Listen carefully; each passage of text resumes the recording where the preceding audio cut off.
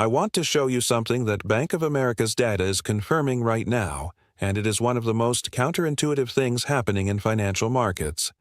$2 trillion has been wiped from U.S. stock markets. Billions have been wiped from crypto. The charts are red. The headlines are alarming. Social media is flooded with people sharing screenshots of their losses and asking whether they should get out.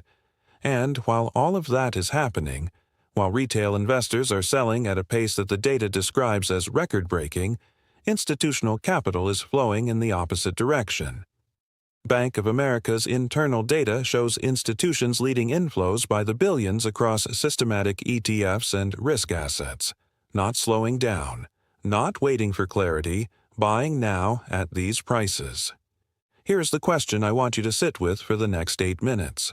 If the institutions that have spent decades studying markets, that have entire teams analyzing these assets 24/7, that have seen every macro cycle, every geopolitical shock, every moment of maximum fear, if those institutions are buying right now while retail is selling, what do they know that the retail seller does not? That question has a clear answer, and today we are going to walk through it precisely. Welcome to the Calm Analyst. Let me lay out the data clearly because the narrative in the market right now is backwards, and I think it is important to name that directly. The conventional wisdom, when markets drop sharply, is that institutions are selling, that the big players are exiting, and retail is left holding the bag. That narrative is intuitive. It is emotionally satisfying, and in this particular moment, it is wrong. Bank of America data is showing the opposite. When the $2 trillion wiped from the U.S. stock market, institutions were leading inflows. When crypto markets fell, ETF flows showed institutional capital absorbing the available supply. The large players with the deepest market analysis capabilities are not running from these prices. They are accumulating them. Why? Because institutions operate on a fundamentally different time horizon than the retail investor who is watching a red chart at 11 p.m. and deciding whether to sell. Institutions are not managing the anxiety of watching a position decline 20%. They are managing the mathematics of what an asset is worth relative to its long-term fundamental value. And at current prices across technology, stocks, and crypto alike, that mathematics is pointing to discount, not danger. Now, does this mean markets cannot go lower from here? No. Institutions understand that possibility explicitly, but their response to that possibility is not to sell. It is to keep buying because they have enough conviction in the long-term trajectory that the difference between buying at the current price and buying slightly lower is less important than the difference between being positioned and not being positioned when the recovery comes. That is the institutional framework, and the retail investor who understands it stops making the most expensive mistake in investing, buying at highs out of excitement and selling at lows out of fear. Let me add the political dimension of this story because I think it is one of the most significant structural tailwinds for crypto that has ever existed, and the market is not pricing it fully. Eric Trump stated publicly on live television that cryptocurrency is going to replace traditional finance and that it is happening faster than the growth of the internet in the 1990s. Now, Eric Trump is not a financial analyst and his statement should be weighed accordingly. But the significance is not the specific claim.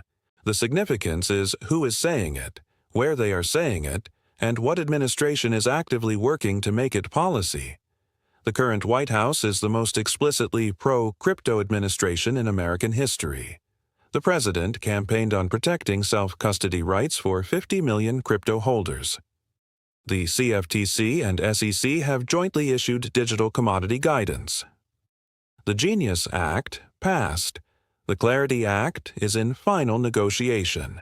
Patrick Witz is running crypto policy from the White House. This is not a future possibility. It is the current political reality. And the political reality is that the regulatory environment for crypto in the United States is changing from resistance to active facilitation on a timeline that is measured in weeks and months, not years. For XRP specifically, the combination of a supportive political environment and the specific Clarity Act commodity classification creates a set of conditions that have never simultaneously existed before. The technology is proven. The institutional partnerships are built. The regulatory pathway is documented and imminent. The political will is explicitly stated by the administration. For conditions that have never all been true at the same time are now all simultaneously true. Bank of America's institutional buying data, the political tailwind that is changing the regulatory environment in real time, and the conditions that are simultaneously converging for the first time in XRP's history. This is the analysis that allows you to hold through the fear rather than selling into it. If that kind of structural clarity is what keeps you calm when the chart turns red, subscribe to the Calm Analyst right now. Hit the button and turn on notifications because what I am about to cover on Brad Garlinghous's end of May prediction and what the retail selling pattern is actually telling us about where we are in the cycle is the part of today's video that I think will change how you read the current market. Let's finish this.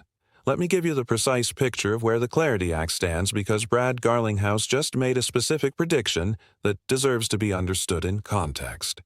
Garlinghouse said when people are at their most exhausted, most annoyed, that is when they finally compromise, and he thinks we are there. His prediction, something gets across the finish line by the end of May. Here is why that statement carries weight beyond typical industry commentary. Garlinghouse was in Washington 2 days before that interview. He has active relationships with the legislative staff working the bill. He is not predicting from the outside. He is reading signals from inside the process. And he made a second point that is equally important. The yield question, the stable coin yield dispute that has been the primary obstacle, is an exhaustion problem, not an impossibility problem. The parties have been fighting this for months. They are tired. They want to move on. The White House has publicly applied pressure. Senator Scott confirmed bipartisan language is agreed. The last remaining gap is the specific yield language, and the pattern in legislative history is that this kind of gap closes fastest when the political window pressure becomes undeniable. The midterm election timeline is that pressure. If the Clarity Act does not pass in this window, the next realistic opportunity is potentially 2030. That consequence is not acceptable to the White House, to the Senate sponsors, or to the institutional ecosystem that has been waiting for this legislation to deploy capital at full scale. The end of May timeline is credible. It comes from an informed source, and when the Clarity Act passes, the sequence that follows is not gradual. The proof of concepts flip to production deployment simultaneously because no institution can afford to be last. Let me be direct about the mistake that the data is showing retail investors making right now because I think you deserve honesty more than comfort. The pattern is consistent, and it is painful. Retail investors buy aggressively when prices are rising, driven by excitement and the fear of missing the move. They put in significant positions at elevated prices, often concentrating too much capital at once. Then, when prices fall due to macro events, geopolitical tensions, interest rate concerns, regulatory uncertainty, those same investors sell at a loss, convinced that further downside is coming. The data from Bank of America shows this happening right now in real time. Retail is selling at record pace. Institutions are buying those sales. Here is what that transfer of ownership means. The retail investor who sells XRP today at $130 or $140 out of fear is transferring that position to an institution with a 3 to 5 year investment horizon. A team of analysts who have studied the XRP ledger's institutional adoption and the balance sheet to hold through any additional volatility without emotional pressure. When the Clarity Act passes, when institutional deployments begin, when the NYSE digital ATS launches, when the Nasdaq's volume starts moving on-chain, the XRP that the retail investor sold out of fear will be held by the institution that bought it calmly. And the retail investor who sold will be watching from the sidelines, deciding at what price they feel comfortable buying back in. That price will almost certainly be higher, and the gap between where they sold and where they rebuy is the cost of the mistake. The antidote is not complex. It is simply understanding the structure clearly enough that the fear loses its power to drive the decision. When you understand why institutions are buying, the current price looks like an opportunity rather than a warning. Let me close with the practical framework because all of this analysis is only valuable if it changes how you think and act. The first principle: do not buy all at once and do not sell all at once. The institutional approach is systematic accumulation, buying incrementally across a range of prices rather than concentrating a position at a single point. This approach removes the anxiety of timing perfectly and replaces it with the discipline of buying consistently at prices you believe represent long-term value. The second principle: separate price from value. XRP's price today reflects the macro fear, the geopolitical uncertainty, the tax selling pressure, and the Clarity Act delay anxiety, all of which are temporary. XRP's value reflects the XRP ledger's position in the Singapore Bloom Sandbox, the ECB's digital euro experiment, Soyo General's migration from Ethereum, Swift's Ripple-connected banking framework, the open wallet standard, and a decade of institutional adoption infrastructure. Those things have not changed because the price is down. The third principle: use the fear as a signal, not a directive. When retail is selling at record pace and institutions are buying at record pace simultaneously, the data is telling you something specific. The people with the most information and the longest time horizon have concluded that current prices represent value. That is not a guarantee of immediate recovery. It is a strong signal about the direction of travel.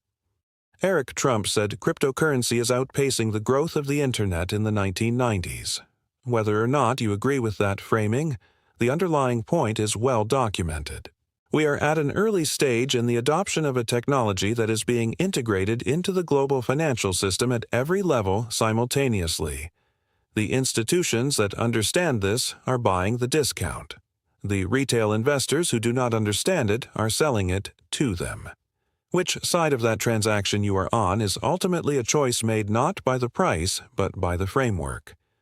The retail selling data, the institutional accumulation pattern, Garlinghouse's end of May signal, and the three principle framework for holding through the fear. Every week, this channel tries to give you the structural understanding that makes the right choice the calm choice rather than the difficult one.